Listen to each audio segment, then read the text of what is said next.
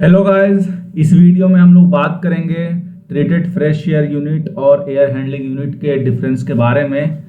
आपने अपनी साइटों पे बहुत ही एचयू इंस्टॉल करवाए होंगे, ट्रीटेड फ्रेश एयर यूनिट भी आपने इंस्टॉल करवाए होंगे, या अगर आप मेंटेनेंस में हैं तो आपने एयर हैंडलिंग यूनिट की ऑपरेशन किया होगा और ट्रीटेड फ्रेश यूनिट का भी ऑपरेशन किया होगा। तो इन ये दोनों यूनिट एक दूसरे से कितना मुख्तलिफ है, कितना अलग है, इनमें क्या डिफरेंस है, इनका इंस्टॉलेशन कैसे होता है और इनका क्या फंक्शन है, बेसिकली ट्रीटेड फ्रेश एयर का क्या काम है, इसको हम क्यों लगाते हैं।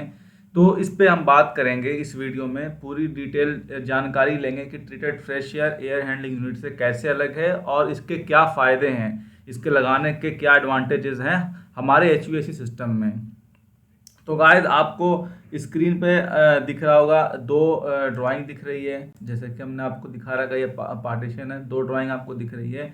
एक आप देख रहे हैं स्कीमेटिक है जो एयर हैंडलिंग यूनिट की स्कीमेटिक है, और एक ट्रीटेड फ्रेश एयर यूनिट की स्कीमेटिक है। तो पहले हम लोग बात कर ले एयर हैंडलिंग यूनिट की, क्योंकि सबसे ज़्यादा एयर हैंडलिंग यूनिट से ही हम लोगों का वास्ता पड़ता है। हम इससे सबसे ज़्यादा आपने इंस्टॉल भी करवाया है, और ये आपको हमेशा एयर हैंडलिंग यूनिट से आप जुड़े रहते हैं। तो गाइस, आपने देखा होगा कि जो एयर हैंडलिंग यूनिट्स की जो ड्राइंग होती है उसमें हमारा एएचयू होता है। एएचयू से सप्लाई एयर डक्ट निकलती है, वो रूम में जाती है, रूम से रिटर्न एयर डक्ट आती है 90%, और 10% जो है वो हम फ्रेश एयर एटमॉस्फेयर से लेते हैं। तो ये एक एएचयू का जो है स्कीमेटिक ड्राइंग है। आपको किसी भी एएचयू में आप चले जाओ, आपको ये ड्राइंग हमेशा मिलेगी। तो और फिर उसके बाद हम बात करेंगे अब ट्रीटेड फ्रेश एयर की। अब हम एयर हैंडलिंग यूनिट, ये जो ट्रीटेड फ्रेश एयर हम लगाते हैं वो मेनली हम एयर हैंडलिंग यूनिट के एक सपोर्ट के लिए, आप जब देखेंगे यहाँ पर 10% फ्रेश एयर हम लिख रहे हैं, वो मेनली इस 10% फ्रेश एयर के लिए हम लगाते हैं।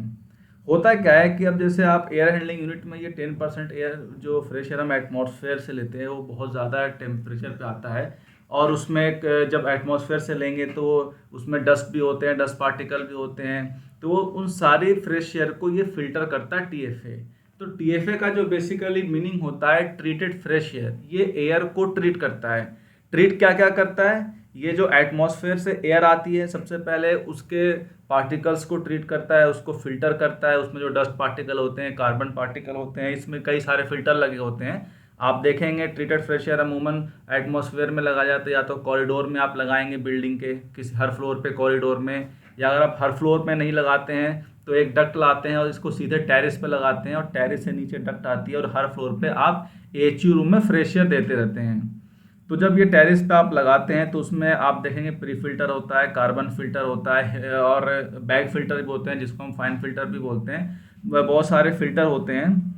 तो ये क्या करते हैं, फ्रेश एयर जो आ रही है उसको, डस्ट पार्टिकल को वो फिल्टर करते हैं। दूसरे ट्रीटेड फ्रेश एयर में कूलिंग कॉइल भी होता है, जिसमें या तो आप डायरेक्ट एक्सपेंशन से इसको आप चिल्ड कर रहे होते हैं रेफ्रिजरेंट के थ्रू कूलिंग कॉइल को, या आप चिल्ड वाटर उसमें सर्कुलेट करा रहे हैं। तो जो एयर 100% जो हॉट एयर आती है 40 डिग्री सेल्सियस पे, अगर मान लो गर्मी के टाइम पे, तो ये ठंडा करके यहाँ पे उसको कम से कम 25-30 डिग्री सेल्सियस के आसपास में एएचयू रूम में भेजता है।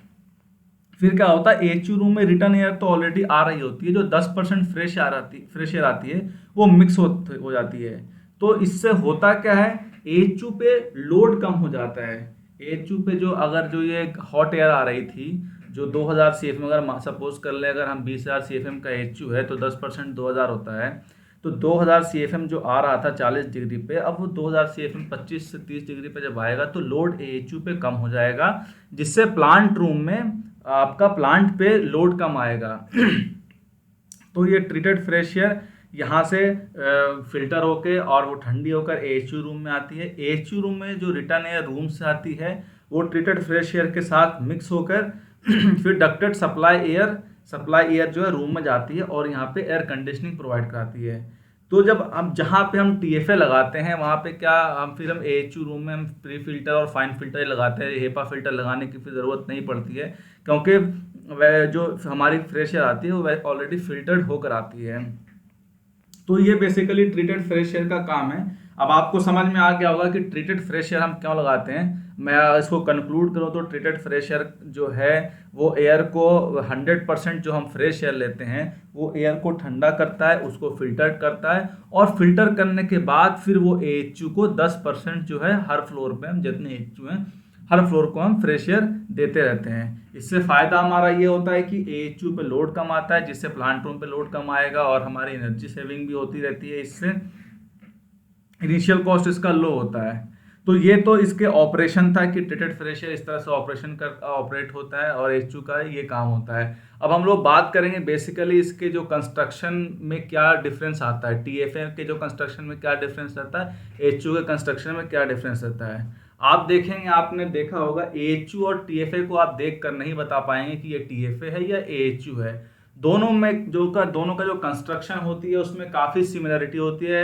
90 से 95% ये दोनों सेम होते हैं, आपको बिल्कुल सेम दिखेंगे, आप देखकर नहीं पहचान पाएंगे अनटिल अनलेस इन दोनों का अपने डेडिकेटेड प्लेस पे इंस्टॉलेशन ना हो जाए। जैसे ये इंस्टॉलेशन हो जाता है तब आप बता पाएंगे कि ये TFA है और ये AHU है।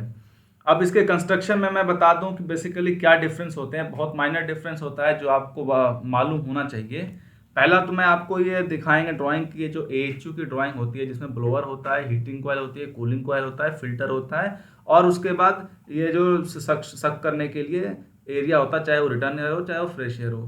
तो ये दोनों का जो TFA का भी और फ्रेश एयर यूनिट का भी जो है कंस्ट्रक्शन बिल्कुल सेम होता है। डिफरेंस उसमें जो होते हैं, जो ये कूलिंग कॉइल होती है या जो हीटिंग कॉइल होती है, इसके रोज में चेंज होते हैं। AHU का जो नंबर्स ऑफ रो होता है, AHU का जो नंबर ऑफ रो होता है वो कम होता है, वो कम रखते हैं। जैसे 6 रो डीप रखते हैं, 7 रो डीप रखते हैं, सॉरी 8 रो डीप रखते हैं।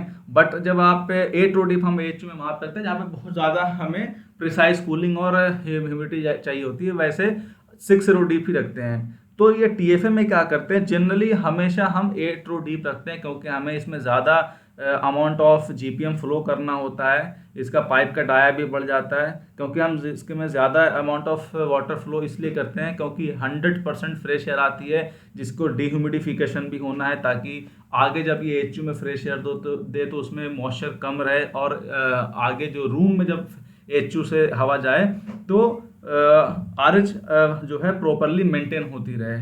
तो अगर आप कूलिंग कॉइल की बात करेंगे तो 8 रो डीप रहती है, और हीटिंग कॉइल अगर आप अमूमन देखेंगे 4 रो डीप लगाते हैं तो ये 6 रो डीप हो जाती है। एक तो ये डिफरेंस होता है, कूलिंग कॉइल के साइज का डिफरेंस हो जाता है। दूसरे इसका जो डिफरेंस होता है वो स्टैटिक प्रेशर का होता है। आप देखेंगे स्टैटिक प्रेशर को AHU का जो मैक्सिमम से मैक्सिमम 35 mm ऑफ WG होता है, या 40 mm ऑफ WG होता है, या 50 mm ऑफ WG होता है, मतलब 50 mm ऑफ वाटर गेज। बाकी जब TFA का आप देखेंगे उसमें जो स्टैटिक प्रेशर होता है उसका हाई स्टैटिक प्रेशर होता है, जिसकी वजह से उसकी जो मोटर होती है, मोटर की कैपेसिटी भी वो बढ़ जाती है, मोटर का पावर रेटिंग भी बढ़ जाता है। सपोज कर लो आप 10,000 CFM का अगर AHU लगा रहे हो और वो 50 स्टैटिक MM पे डिज़ाइन है, तो उसमें अगर 7.5 किलो या 5.5 किलोवाट की मोटर है तो TFA में वो 7.5 किलोवाट की मोटर लगेगी, क्योंकि इसका स्टैटिक प्रेशर ज़्यादा होता है तो इसलिए इसमें मोटर की रेटिंग भी बढ़ जाती है। अब स्टैटिक प्रेशर ज़्यादा इसका क्यों होता है, क्योंकि ये हमेशा जो है बहुत दूर लगे होते हैं जिस AHU को ये प्रेशर दे रहे होते हैं। एक यूनिट होता है वो कम से कम 4 से 5 8 10 AHU को फीड करता है अपने रेटिंग के हिसाब से। अगर ज़्यादा CFM का तो ज़्यादा AHU को फीड करेगा। तो ये क्या होता है, जैसे सपोज कर लो इसको हमने टेरिस पे इंस्टॉल कर दिया, तो टेरिस से ये अगर 12 फ्लोर की बिल्डिंग है तो ये 12 फ्लोर से लेते हुए ग्राउंड फ्लोर तक की AHU को फ्रेश एयर देगा। तो इसलिए वहाँ हवा को आने के लिए वो वेलोसिटी फ्लो उसको मिले, इसलिए हम स्टैटिक प्रेशर इसका बढ़ाते हैं, हमेशा हायर लेकर इसको डिज़ाइन करते हैं स्टैटिक प्रेशर। तो TFA का जो स्टैटिक प्रेशर होता है वो AHU से एयर हैंडलिंग यूनिट से ज़्यादा होता है और इसकी मोटर की रेटिंग भी ज़्यादा होती है। बाकी इन दो जो डिफरेंस के अलावा आपको कोई ऐसी डिफरेंस नहीं मिलेगा बहुत ज़्यादा, सारी इसमें सिमिलरिटी आपको मिलती रहेगी। तो ये ट्रीटेड फ्रेश एयर और एयर हैंडलिंग यूनिट के बीच का डिफरेंस था। अगर आप लोगों को ये नॉलेज जो है, ये जानकारी अच्छी लगी और वीडियो पसंद आया तो आप जो है वीडियो को लाइक करें, वीडियो को अपने दोस्तों के साथ भी शेयर करें, चैनल को सब्सक्राइब करें और चैनल के साथ जुड़ना ना भूलें। हमारा आप मेंबरशिप भी आप ज्वाइन कर सकते हैं। चैनल पे मेंबरशिप भी आपके लिए है। 3 लेवल का मेंबरशिप है, low level, medium level, high level. आप तीनों लेवल का आपको बेनिफिट्स बताया हुआ है, आप ज्वाइन करें, आपको फिर वो बेनिफिट्स मिलेगा। Thank you guys.